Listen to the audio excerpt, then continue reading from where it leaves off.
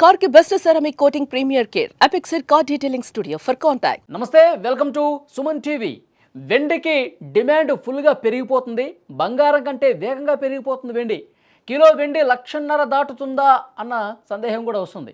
ఇలా జరగడానికి కారణం ఏంటి? ఇంత స్థాయిలో ఎందుకు పెరుగుతుంది? దీని గురించి మనం మాట్లాడదాం. ఇన్ఫర్మేషన్ తెలియజేయడానికి లైవ్ కాల్లో జాయిన్ అయ్యారు దుబాక కిషన్ రావు గారు, తెలంగాణ స్వర్ణకార సంఘం నాయకులైన సార్తో మాట్లాడదాం. కిషన్ రావు గారు నమస్తే సార్. నమస్తే. సార్ 11,000 పెరిగింది సార్ వెండి. బంగారం మనకి ఎంత స్థాయిలో పెరుగుతుందో మనం చూస్తున్నాం, కానీ వెండి గురించి ఇవాళ మనం ప్రత్యేకంగా మాట్లాడుకోవాలి. 11,000 పెరగటానికి అసలు ఏంటి రీజన్? గోల్డ్ కంటే కూడా ఇప్పుడు సిల్వర్ ఇన్స్ట్రుమెంట్స్కు వాడతారు, మెడికల్ వాల్యూస్ ఉన్నాయి. ఓన్లీ ఆర్నమెంట్స్ కానీ కాకుండా సిల్వర్ కంపెనీస్లలో కూడా చిన్న చిన్న మైన్యూట్గా వస్తువులన్నీ కూడా సిల్వర్తో చేస్తారు. కాబట్టి సిల్వర్కు ప్రపంచ డిమాండ్ ఎక్కువ ఉంది. ఈ గత నెల 2 నెలలలో 90-80 వేల ఉన్నది ఎక్తంగా వెళ్ళి ఇప్పుడు 2 లక్షల్లో కూర్చునడానికి ఎందుకు ఇలా అవుతుందని గమనించడం కష్టం అవుతుంది. కానీ ఇది ఇలాగే ఉంటుందా, మళ్ళీ డౌన్ అవుతుందా అని కూడా చెప్పడం కొంచెం. సిల్వర్ ఒకసారి 2 సార్లు మోసం చేసింది కాబట్టి ఇంతకుముందు 15 ఏళ్ల కింద సార్ బాగా పెరిగి పడిపోయిందా? గతంలో పడిపోయింది. 17,000 నుంచి 75-80 వేల వరకు వెళ్ళి మళ్ళా 30,000కి వచ్చి పడిపోయింది. అది జరిగి 15 ఏళ్ళు అవుతుంది. ఆ తర్వాత ఇప్పుడు మళ్ళీ రీసెంట్గా ఇదే విపరీతంగా పెరగడం. మరి ఏం చేస్తుందో కూడా కొంచెం అనిశ్చితిగానే ఉంది. సిల్వర్ విషయంలో నమ్మడానికి సార్ కరెక్ట్గా కిలో వెండి ఎంత ఉంది ఇప్పుడు? 1,98,000 ఉంది ఈరోజు. ఓకే, దగ్గర దగ్గర 2 lakhs. 2 lakhs ఉంది. రాత్రి వరకు 2 lakhs కూడా కావచ్చు, సాయంత్రం వరకు. 1 lakh పడిపోయే పరిస్థితి ఏమైనా ఉందా సార్? అన్ప్రిడిక్టబుల్ అండి. అట్లీస్ట్ 50,000 అయితే ఎప్పుడైనా జరగవచ్చు మోసం, కానీ 1 lakh అయితే ఇమీడియట్ చెప్పలేము. కానీ గోల్డ్ లాగా నమ్మకమైన వస్తువు కాదు సిల్వర్.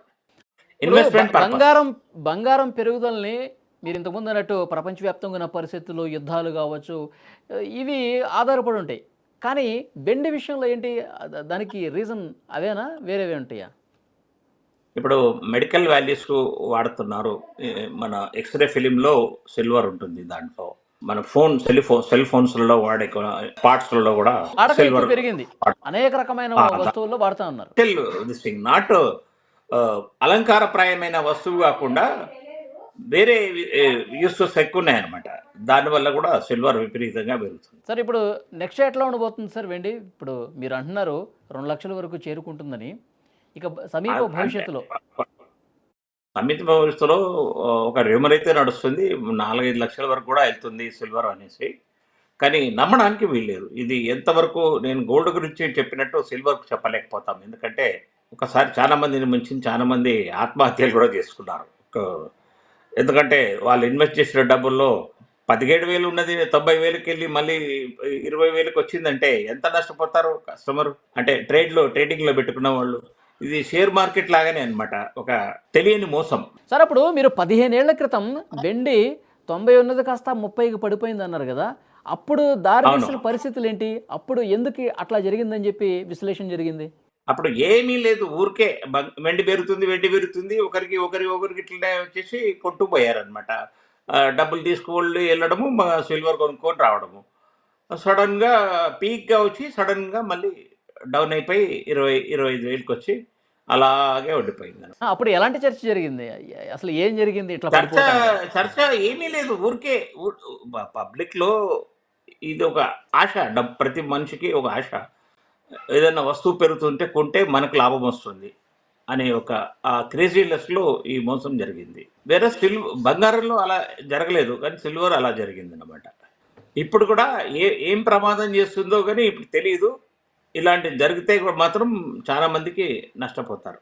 ఇప్పుడు వెండి మీద ఇన్వెస్ట్ చేయొచ్చు అంటారా?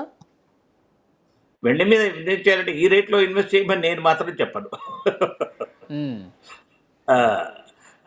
1,20,000 ఉంటే కొనుమని చెప్పేవాడిని. ఇప్పుడే 2 లక్షలు ఉంది. ఇంకా కొన్ని ఏమన్నా అనుకోని పరిస్థితులు వచ్చి పడిపోయిందంటే నష్టపోయేది కస్టమరు. టీవీలో బంగారం అయితే కొంత నిలకడగా ఉంటుంది కాబట్టి తగ్గినా కొద్దిగా తగ్గుతుంది కాబట్టి అదొక నమ్మకమైన వస్తువు కాబట్టి కొంటారు. వెండి మీద అది లేదంటారు అంతేగా? లేదు 100% లేదు. నమ్మకమైన వస్తువు కాదు. ఓకే సార్, ఇన్వెస్ట్మెంట్ పర్పస్కు నమ్మకమైన వస్తువు కాదు. Thank you sir.